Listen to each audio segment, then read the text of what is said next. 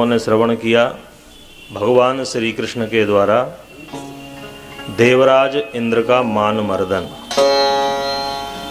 प्रभु ने इंद्र की पूजा का निषेध क्यों किया?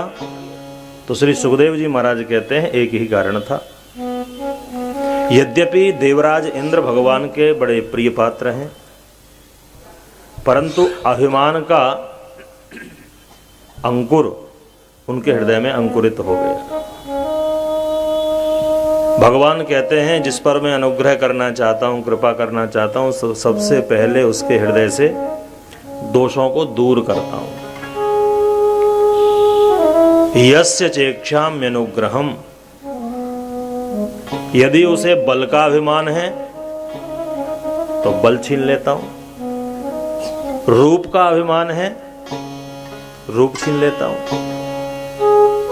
और धन का अभिमान है तो भ्रंसयामि संपद्भिः, तो उसे निर्धन बना देता हूं। बलि की पावन कथा हम लोगों ने श्रवण की। बलि का तो स्वर्ग पर भी अधिकार था, और इतना अहंकार हो गया कि छोटे से ब्राह्मण बालक बने हुए भगवान के सामने बलि ने क्या कहा था? एक बार जो बलि के सामने हाथ पसार दे तो दोबारा जीवन में याचना करने की आवश्यकता, इतना धन में दे देता हूं। ये भी तो अभिमान है। तो इंद्र के दर्प का मर्दन करने के लिए शक्र दर्पम जिघांसता, ग्वाल वालों की प्रभु ने रक्षा की। गिरिराज पर्वत को 7 दिन तक लगातार कनिष्ठिका उंगली पर उठाए रखा। ब्रजवासियों को संशय हो गया। हमारे घरों में पहलवान तो बहुत बड़े बड़े हुए, लेकिन ऐसा कोई पहलवान नहीं हुआ जिसने इतना बड़ा काम किया हो।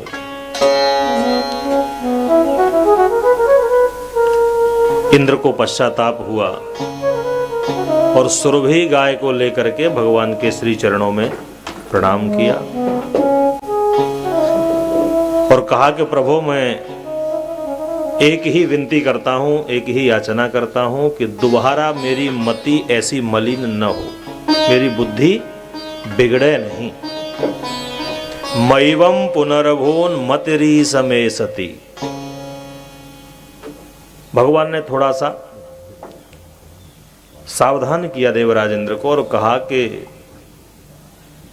मेरे अनुशासन में रह करके व्यवस्थाओं को देखो देवराज। कोई बात नहीं, अपराध हो गया, हमने क्षमा कर दिया। गम्यताम शक्रभद्रम वह क्रियताम मेनु शासनम।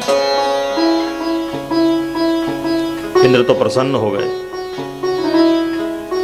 ऐश्वर्य के मद में आकर जो मुझ दंड पाणी को नहीं देखता, तम भ्रंसयामि संपद्भिः यस्य चेक्षाम्य अनुग्रहम्। गौ माता ने भगवान का अभिषेक किया और आज प्रभु को एक नाम मिला, गोविंद। बोले गोविंद भगवान की जय हो। क्योंकि हम गायों के तो आप ही नाथ हो, तो प्रभु को आज एक नया नाम मिला। ब्रजवासियों के मन में बात बैठ गई। एक दिन की बात, एकादशी का पावन पर्व आया और नंद बाबा अपने मित्रों के साथ यमुना में स्नान करने गए। वैसे तो प्रातःकाल नदियों में स्नान करना चाहिए, लेकिन समय का बोध नहीं रहा और जल्दी ही रात्रि में ही अनुमान लगा नहीं पाए 4 बजे के नहीं बजे, पहले ही स्नान करने चले गए। क्योंकि रात्रि में नदियों में स्नान करना निषेध है, मना है। इसलिए वरुण के जो सेवक थे नंद बाबा को पकड़ के वरुणालय ले गए।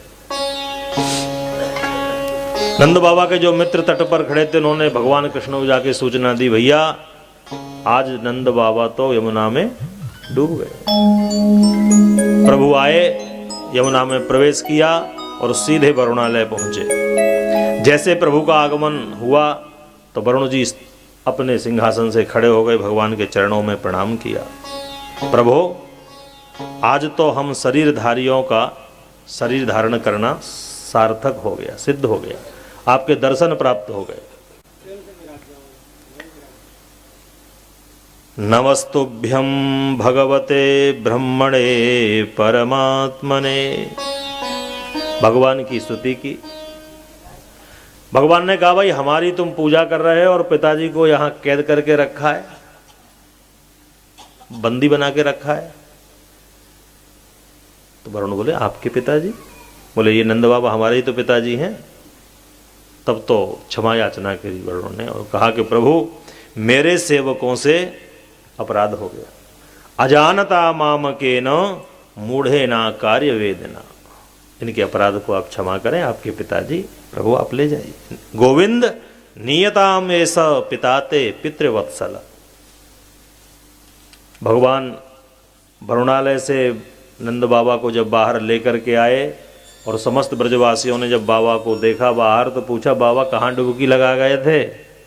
तो बाबा ने कहा कि भैया, कुछ सेवक वरुण के आए और हमें बंदी बना के ले गए, लेकिन कन्हैया ने हमको वहाँ से छुड़ाया। और हमने देखा कि वहाँ का जो राजा था वो बारंबार कन्हैया के चरणों में प्रणाम कर रहा था, मस्तक झुका रहा था। इसकी बड़ी पूजा की गई वहाँ। और जब उनको पता चला कि हम इसके बाबा हैं, तो फिर हमारी भी खूब पूजा हुई। तो ब्रजवासियों को लगा, देखो एक घटना और घटी। अब भगवान से कुछ दूरी बनाने लगे ब्रजवासी और कहने लगे, भैया हमारे अपराध को क्षमा करियो। आज तक हमने तेरे साथ में जो व्यवहार करो, जो बर्ताव करो, कोई मित्र मान के, कोई बेटा मान के, लेकिन आज ते हम मान गए कि तू भगवान है। भगवान ने विचार किया, प्रभु चाहते हैं कि मुझे कोई इस रूप में स्वीकार न करे। क्यों? कि भगवान तो वहाँ बाल लीला करने आए हैं और सब भगवान ही मान बैठे, तो फिर मैं लीला कैसे करूँगा? तो ग्वाल वालों से प्रभु ने कहा, अच्छा तुम क्या चाहते हो? हम भगवान हैं या नहीं हैं इस विषय को छोड़ो, तुम्हारी अपनी कामना क्या है? ब्रजवासियों ने कहा कि भैया हमारी तो एक ही कामना है कि भगवान के वैकुंठ के बारे में हमने बहुत सुना है, वैकुंठ ऐसा है, वैकुंठ वैसा है। हमारी तो एक बार इच्छा है वैकुंठ देखने की। भगवान बोले, हम भगवान हैं या नहीं हैं, लेकिन वैकुंठ के दर्शन तुमको करा देंगे। अच्छा कैसे? तो भगवान ब्रह्म हृदय में ले गए और कहा समस्त ब्रजवासियों से कि इसमें डुबकी लगाओ। भगवान के कहने से समस्त ब्रजवासी तट पर पहुंचे और डुबकी लगाई।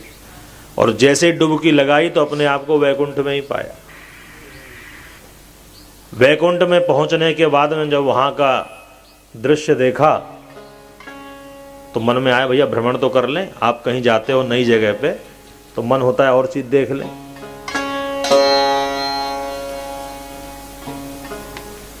भगवान का सुंदर वहां स्वरूप दिखाई पड़ा। ब्रजवासी जा रहे हैं, रास्ते में देवता मिल रहे हैं, ऋषि मिल रहे हैं। तो ब्रजवासियों का अपना एक स्वभाव है कि सबसे राम राम करते हैं।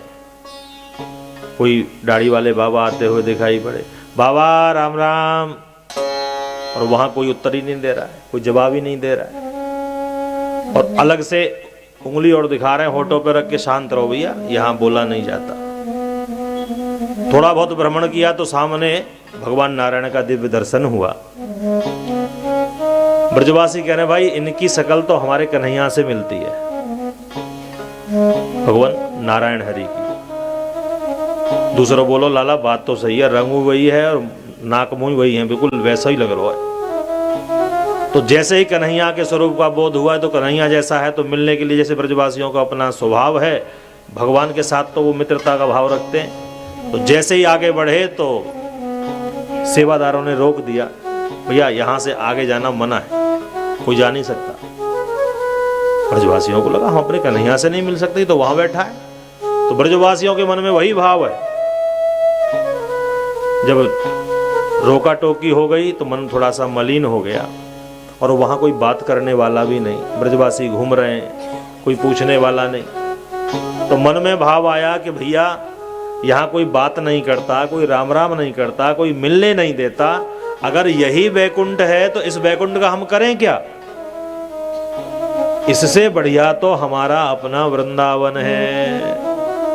तो जैसे ही वृंदावन का स्मरण किया और कहा कि भैया हमारा वृंदावन तो सबसे बढ़िया, तो तुरंत यमुना हृदय के बाहर दिखाई पड़े तट पे। तो ऐसी पावन वृंदावन की महिमा, जहां ब्रजवासी वैकुंठ में जाने के बाद भी वृंदावन के आनंद को नहीं भूल। ब्रजवासियों को भगवान ने अपने धाम वैकुंठ का दर्शन कराया। श्री सुखदेव जी महाराज कहते हैं, परीक्षित, आज ब्रजवनिताओं की भावनाओं का मान करते हुए प्रभु ने अपने मन को आज मन जैसा प्रतीत किया। वैसे तो भगवान अमना है, भगवान के मन नहीं है। मन तो हमारा और आपका है, इसमें